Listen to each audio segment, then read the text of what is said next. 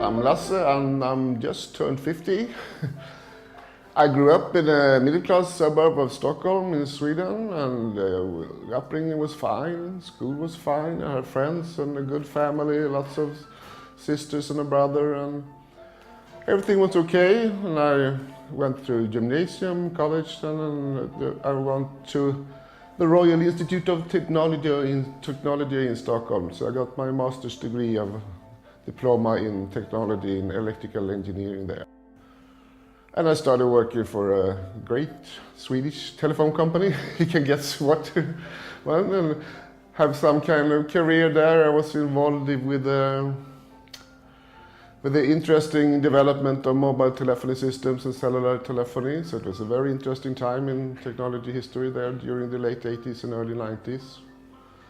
I got a family, I got 2 wonderful kids. I got married, I got everything, house, summer house, 2 cars, a cat and a house. So I had everything going on for myself. Then when I was about 33 years old, it collapsed really.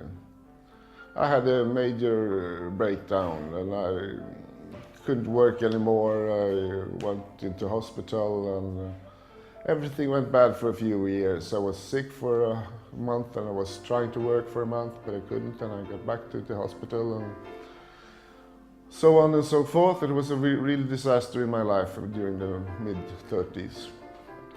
So then we divorced because we thought that was the best thing for the children, to have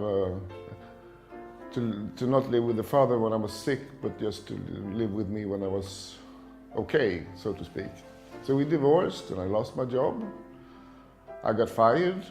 It's not really according to Swedish law, but I was fired anyway. So I was out of job. I was out of everything. I lost my house, my work, my wife. But I had still my kids and my children left. And so that was the most important thing, that I had something to claim onto at least. I was in the hospital for half a year.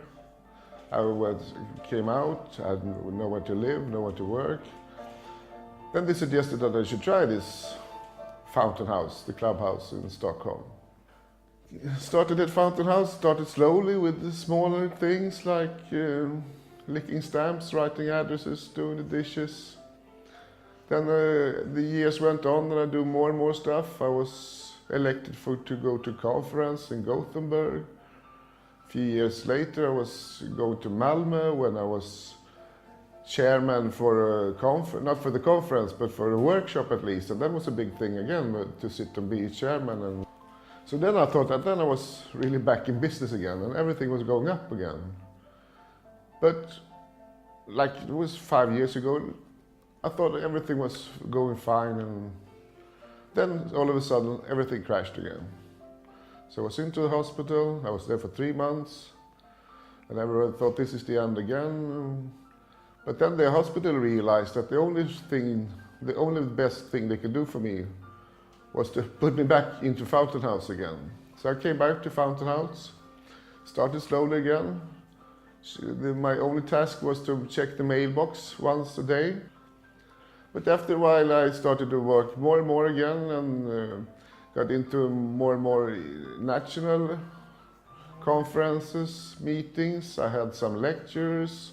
I was traveling around in Sweden, and then I was allowed to come abroad. I was here in Munich, and then to have been to Austria for a conference where I held a speech and so on.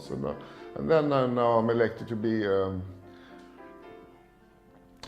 in this MPAD project also. So I like this, working in the international projects. So now I'm really up again, and it feels very good in my life right now, really. I don't know what I've been. What would I have been without Fountain House and the Clubhouse today? Would I have been locked in somewhere? Would I have been a wreck with sleeping in the basement with a couple of pills? I don't know. Now I have a life. So Fountain House and the Clubhouse have given me a real life.